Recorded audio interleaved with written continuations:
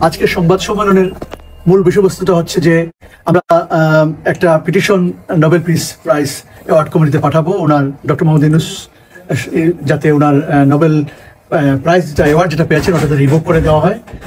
যদি কোনো কারণে রিভোক না করা হয় ওনাকে যাতে কন্ডেমনেশন করা হয়, ওনাকে যাতে সমালোচনা করা হয়। আর আমি যেটা ডোসিয়ে যেটা তৈরি করেছি এটা আপনাদেরকে জানানোর জন্য যে আরও 50টা মানবাধিকার সংস্থার কাছে এটা পাঠানো হবে, এটাও জানানোর জন্য আপনাদেরকে। কারণ বিশ্ব বিবেক এখন জাগতে হবে। বাংলাদেশে যেভাবে মানবাধিকার লঙ্ঘিত হচ্ছে, মানুষ হত্যার মধ্য দিয়ে, আপনার নির্যাতনের মধ্য দিয়ে, ঘর বাড়ি জ্বালিয়ে দেওয়ার মধ্য দিয়ে, প্রতিপক্ষ রাজনৈতিক দলকে বিভিন্ন রকম হয়রানি করার মধ্য দিয়ে, মামলার মধ্য দিয়ে, প্রেস ফ্রিডমকে কেড়ে নেওয়ার মধ্য দিয়ে, আপনার বঙ্গবন্ধুর বাড়ি জ্বালিয়ে দেওয়ার মধ্য দিয়ে, মুক্তিযুদ্ধের চেতনাকে ধ্বংস করার মধ্য দিয়ে এগুলোর প্রতিবাদ করতে হবে। এবং যারা প্রতিবাদ করছেন তাদেরকে শাস্তি দেওয়া হচ্ছে, এটা বিশ্ববাসীকে জানাতে হবে। এগুলো থামাতে হবে মানুষের অধিকার প্রতিষ্ঠা করার জন্য, মানবাধিকারের জন্য। তো এই কাজটা যাতে আমরা সবাই করি, আমরা সবাই একই সাথে কাজ করি। আমরা সবাই আসলে কোনো না কোনোভাবে মানবাধিকার কর্মী। আপনারা যখন সংবাদ পরিবেশন করেন আপনারা মানুষের অধিকারের কথাই বলেন। এই কথাটাই আমরা বিশ্ববাসীকে জানিয়ে দিতে যাচ্ছি, বিশ্বের বিভিন্ন সংস্থাকে জানিয়ে দিতে যাচ্ছি। শুরুটা করলাম আমরা নোবেল পিস প্রাইজ অ্যাওয়ার্ড কমিটিতে, ওনার নোবেল প্রাইজ যাতে রিভোক করে দেওয়া হয়। কারণ নোবেল কমিটি যে স্পিরিট ধারণ করেন, শান্তির কথা বলেন, ওনার কাজের সাথে ডক্টর মোহাম্মদ ইউনূসের কাজের সাথে সেই শান্তির কথা চায় না।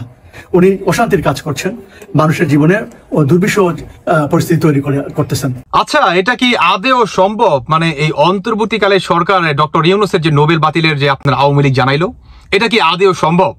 দর্শক বন্ধুরা, এই প্রসঙ্গে কথা বলবো। যদি আপনি আমি কিছু আপনার এক্সাম্পল দিব, সেগুলো আপনার একটু খেয়াল করবেন কিংবা একটু ক্যাচ করার চেষ্টা করবেন।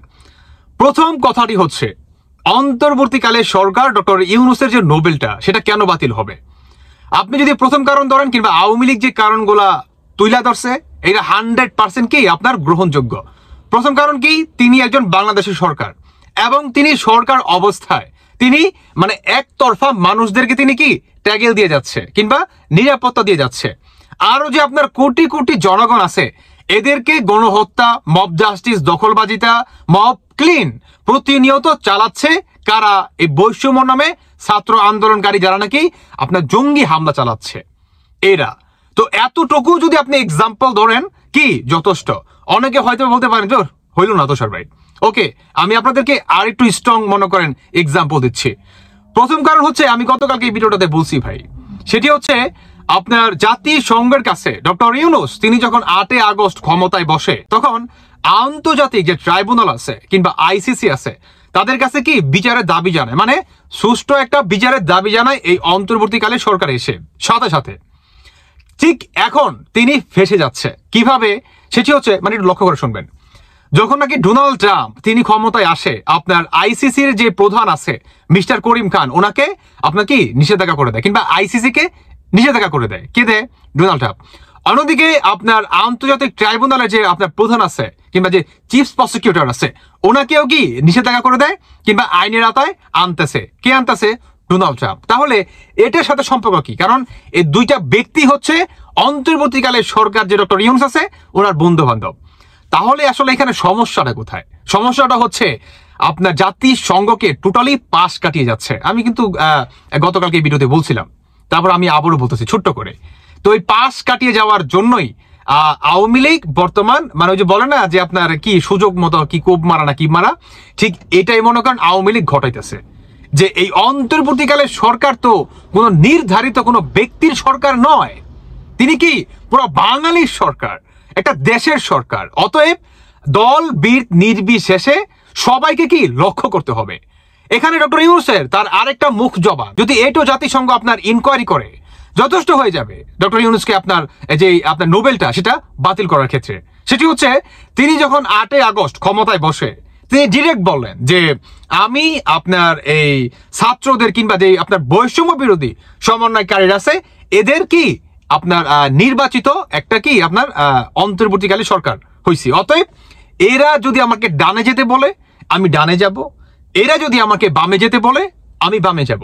অতএব আদার্স যে সমস্ত দলগুলো আছে বা যে আপনার পিপলস গুলো আছে, যে আপনার দলের গুলা, হ্যাঁ, এদের কোনো পড়া ডক্টর ইউনূস কি করে নাই। তিনি ডিরেক্ট সমন্বয়কদেরকে কিংবা বৈষম্য বিরোধী যে ছাত্র আন্দোলনকারীরা ছিল এদেরকে প্রায়োরিটিটা কি অনেক হাই লেভেলের দেয় এবং সমস্ত কিছু এদের দিক নির্দেশনা কিংবা এদের মতামতের ভিত্তিতে বর্তমান দেশটা পরিচালনা করতেছে এই অন্তর্বর্তীকালে সরকার ডক্টর ইউনূস। তাহলে আসলে ফেসে যাচ্ছে কিভাবে? ওই যে বললাম, গতকালকে বলছি যে ডক্টর ইউনূস তিনি জাতিসংঘকে পাশ কাটিয়ে যাচ্ছে। কারণ জাতিসংঘ আপনার 5 আগস্টের পর থেকে আপনার 8 আগস্ট ডক্টর ইউনূস ক্ষমতায় বসে, অতএব 3 দিন আপনি বাদ দেন, কিংবা 8 আগস্টের পর থেকে থানা লুটপাট, ভাঙচুর, পুলিশ গণহত্যা, মব জাস্টিস, মব ক্লিন, সংখ্যালঘুদের উপর আক্রমণ, তারপরে বাংলাদেশে যে অরাজকতা সৃষ্টি চালায়, আপনার থানার উপরে আক্রমণ, থানাকে জ্বালিয়ে পুড়িয়ে দেওয়া, কিংবা থানা থেকে আপনার অস্ত্র লুটপাট করা থেকে যত অরাজকতা সৃষ্টি চালায়, সমস্ত কিছু কি আপনার এই অন্তর্বর্তীকালী সরকারকে দায়ভার নিতে হবে। এবং এটাকেই পাশ কাটিয়ে যাচ্ছে এই অন্তর্বর্তীকালী সরকার। যখন নাকি ডক্টর ইউনূস আপনার তার বন্ধু বান্ধব থাকতে জাতিসংঘের কাছে আপনার একটা করে দাবি জানায় বিচারের জন্য, ঠিক এখন যখন নাকি জাতিসংঘ 8 আগস্টের পরে কিংবা 5 আগস্টের পরে যে অরাজকতা সৃষ্টি চালায়, সমস্ত কিছু হিসাব চায়, কিংবা যে বা যারা নাকি গণহত্যার শিকার হয়েছে এদের কি আপনার ময়নাতদন্তের একটা রিপোর্ট চায়। কিন্তু এই রিপোর্ট কেন দিচ্ছে না?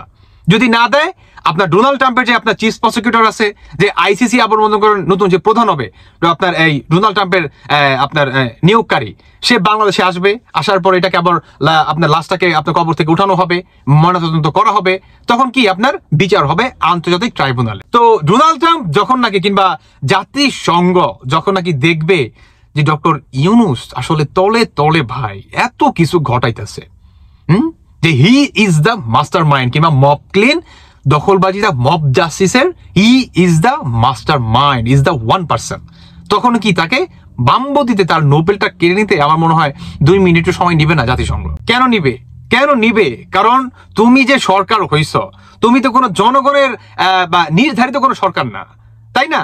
তুমি হচ্ছে পুরো দেশের সরকার।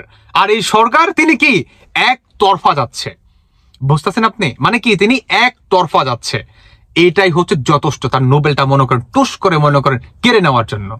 এখন আসলে আওয়ামী লীগ কতটুকু সফল হতে পারে বা না হতে পারে সেটা আমি জানি না, কিন্তু আমি যে এক্সাম্পল গুলা দিলাম, হ্যাঁ, আরো হার্ড এক্সাম্পল আছে, তবে ভিডিওটা অনেক লং হয়ে যাবে, আমি আসলে লং করতে চাচ্ছি না। আমার মনে হয় এতটুকুই যথেষ্ট আপনাদের বোঝানোর সুবিধার্থে আমি আসলে কথাগুলো বললাম, যে আওয়ামী লীগ এভাবে কি সাবমিটটা করে জাতিসংঘের কাছে যে ডক্টর ইউনূস বাংলাদেশে একতরফা আপনার জঙ্গিদের হয়ে, আর যারা নাকি স্বাধীনতায় বিশ্বাস করে, যারা নাকি 71-এ বিশ্বাস করে, তাদের উপরে গণহত্যা, মব জাস্টিস প্রতিনিয়ত চলমান। যদি এটাকে আবার পুনরায় ইনকোয়ারি করা হয়, ধানমন্ডি ভাষা আন্দোলন, কিংবা আপনার ধানমন্ডির যে 32 নাম্বার আছে বা আদার্স যে সমস্ত অরাজকতার সৃষ্টি চালাইছে, ভাই যথেষ্ট, এনাফ, আমার মনে হয় এনাফ, আর কোনো ইনকোয়ারি করতে হবে না। শুধু ধানমন্ডির 32 নাম্বার দিকে আপনার তাকালেই হবে, আর কোনো দিকে তাকাতে হবে না আমার মনে হয়। দর্শক বন্ধুরা, আমার মনে হয় এতটুকুই যথেষ্ট ডক্টর ইউনূসের নোবেল বাতিলের ক্ষেত্রে। তবে আসলে এখন দেখার পালা যে আওয়ামী লীগ আসলে কতটুকু স্ট্রং ভূমিকা রেখে জাতিসংঘের কাছে বিষয়টা সাবমিট করতে পারে কিংবা সাবমিট করছে, এটাই হচ্ছে মুখ্যম বিষয়। দর্শক বন্ধুরা, বাকিটা আপনাদের ব্যক্তিগত মতামত অবশ্যই জানিয়ে যাবেন। ধন্যবাদ সবাইকে। আল্লাহ হাফেজ, আসসালামু আলাইকুম।